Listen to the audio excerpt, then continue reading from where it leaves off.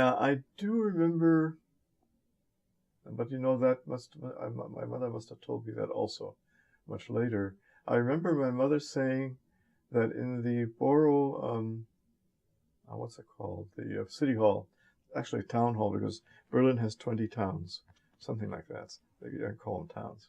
And each one has a town hall. And my mother said something about people being rounded up in the town hall, but she said she didn't dare ask, because if you did ask, you might be one of those.